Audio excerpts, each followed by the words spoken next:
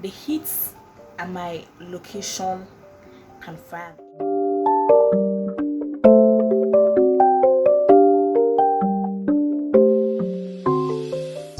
Yo girls, yo guys, yo everybody, it's your girl Wendy Khaleesi and you're welcome back to my YouTube channel. If this is your first time coming, you're welcome, you're welcome. And if you are coming back, if you've been following me, you're amazing. Like, thank you so much. The support you guys are giving me on my first 2 videos is amazing. Can you hear me?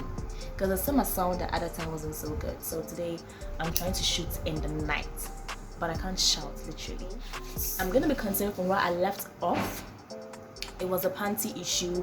The reason why I didn't wear a panty, people were thinking it was intentional, or I just put it on my my title or on my thumbnail to gain attention, but then that's actually the truth. And here is the thing: on a normal day, yeah, sometimes we don't wear panties when you're wearing certain type. Maybe if you're wearing a tight jeans and you're wearing sort of a crop top, you don't want your panty to show, your panty line to show. So either you don't wear a panty at all, or you wear a sort of a G-string or a thong, right?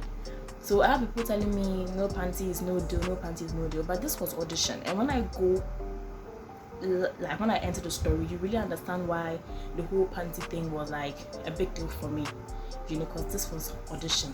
Anything could happen, and it happened. Okay, that I didn't tell my dad when I was buying the form, right? When it got to a point where I had to travel to Kumasi for my audition, I had to tell my dad, because I can't travel without my dad knowing, right?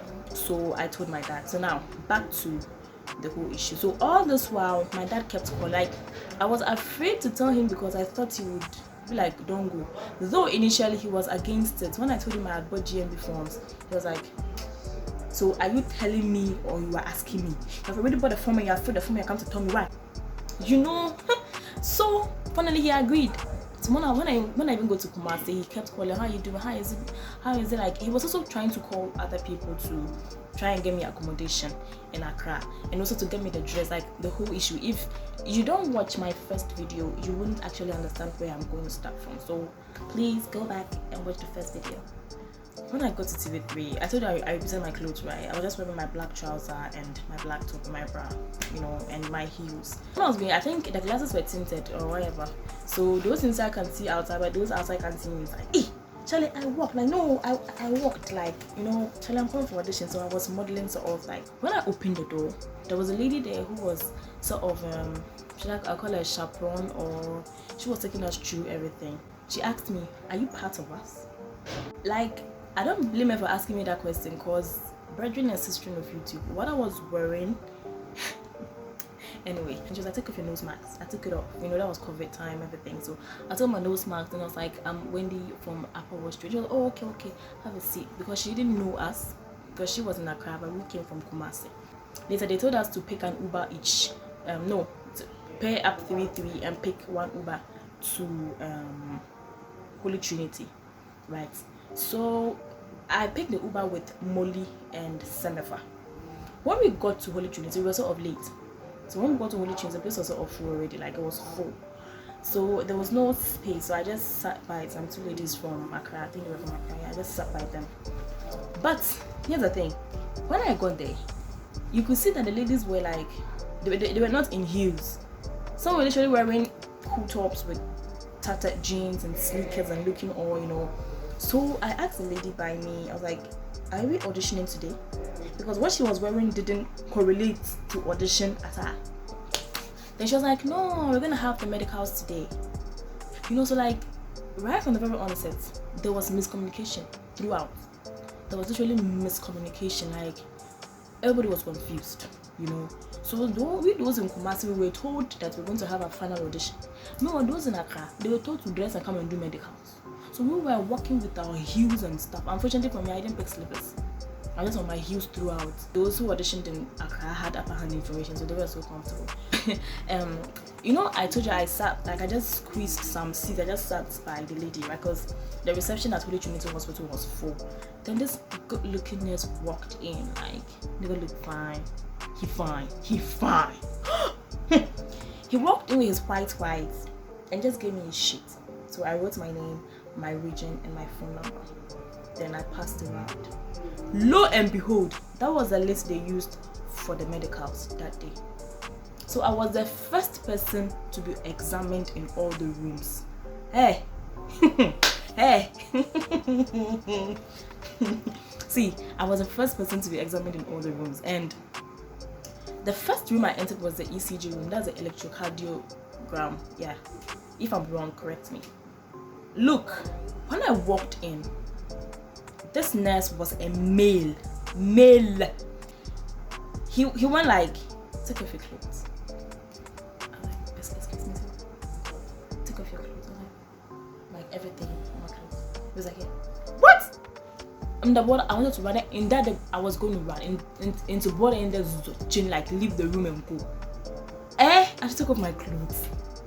So this is where the no panty thing hits, because I wasn't wearing a panty. At least if I'm wearing a pants, kind of better. I was even thinking that you say, oh, take off your clothes and leave your bra in your pants. But he said I should just take everything off. Then later I was like, oh, you take off only the top and your bra and just lie down bare chested. Oh, this didn't go down well with me. Ha! Hey! So I had to do it though, because I just had to, because I was wasting time. Like, so I took off my clothes. I was shy. Left him. I took off my clothes. I was wearing a black top, yeah. If you look at my thumbnail, what I was wearing there is what I wore. I took off the top and I lay down on the bed and I put my hands down like that. Then he was like, excuse me. Then he put some gel on me. I think here. Then between my breast, then my side, then here. Then my legs. Then he put some things.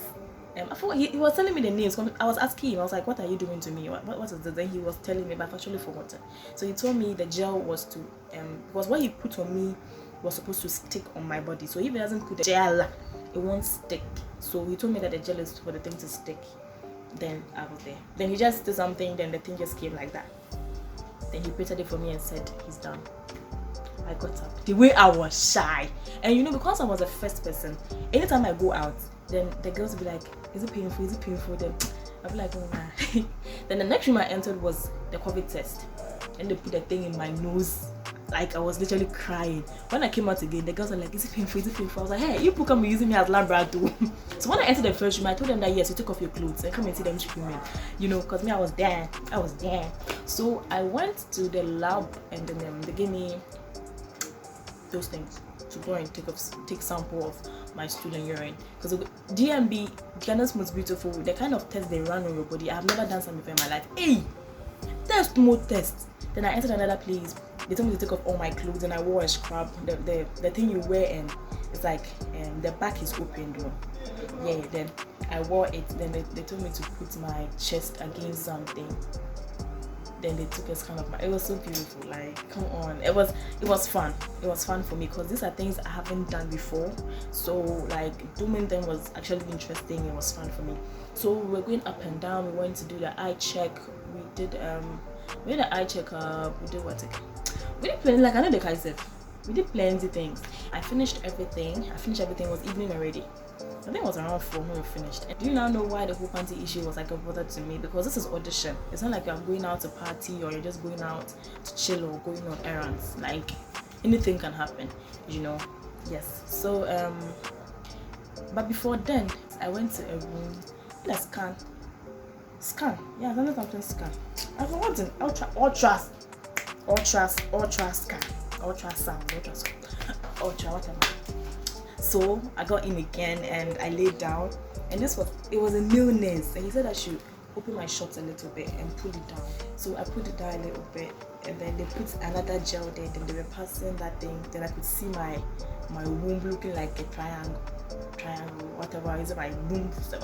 It was beautiful. Like I just looked at it, I was like just looking at it, like, you know, it was a nice sight to behold.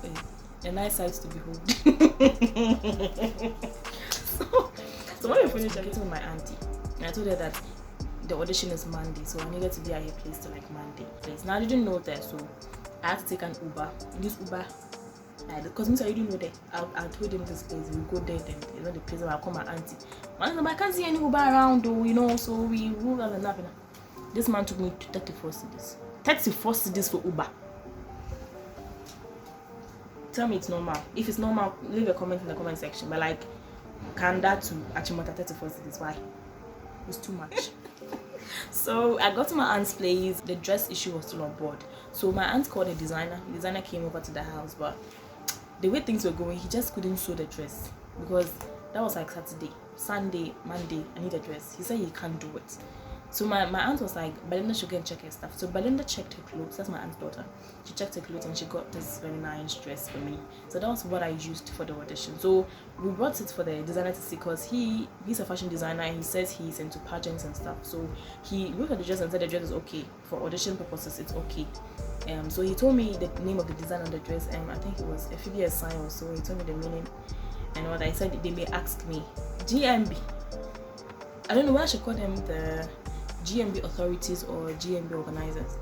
They told us that you should call your village, okay, or your town, and tell your chiefs and elders that you are at an audition and you might be selected to represent your region. So if you are selected, they will come over to your TV, they will come over to your town or village and record a short video. Did you get that? So they hadn't even selected us, but they told us to go and start telling our chiefs and elders. That was how crazy it was, you know. So then again, I told my dad. My dad went to my village, Olo. He went to the village. He went and spoke to. Unfortunately, I'm from the royal family. You didn't know? Now you know. I'm from Olo Nairi. Okay. So he went to the village. He told my grandfathers, I mean, Accra for this. In case they pick me, they will come. But in case they don't pick me, okay. I'm like, I keep on can't you look keep on about them. Born for my boy, like phone back about me, inches you go over me. It doesn't correlate, but my dad did tell them. And then, if you watch GMB, the dresses they were wearing, the things they were wearing, what they wore for the video, what Zuzu and Yenube and Code smoke and Hostel and all those things, they buy all those things themselves. Even the Deba, yes, traditional costumes they were wearing, they bought it themselves. So they told us to go and look for the traditional costumes and put it down, because here is the thing: on Monday, when they select you, you are not going home again. Do you understand? So if you are from the north and they select you, you won't go back home. You will just be there, and then you will call your parents to send down your things. But they said they wanted to have the Deba that Sunday, so we should have the traditional costumes on standby. So here's the case: afterwards we were 4 ladies. We were 3 from Kumasi, but when we go to Accra, there was another lady joined us. So we were 4 ladies who made it to the final audition. So the 4 of us, they told us to all of us we should go and call our chiefs, and all of us again we should all look for traditional costumes just in case you get picked. Do you understand? So I told my mom was like, okay, no problem, we'll get them. And my dad was bombarding me with things. Oh, the Upper West region is made up of this, and your village, the history of your village, the history of this, the history, the name of the chief, the name of hey, my dad shocked me. Like, he was behaving as if he was the one going for the GMB. Like, he really surprised me, because initially I didn't want to tell him, like I said, because I was scared he would not buy the whole idea. I was even scared he would tell me not to go. But he ended up giving me support that I least expected from him. You know, it got late and the video got long again. I like talking, so leave a comment, subscribe, like, turn on post notification for part 3.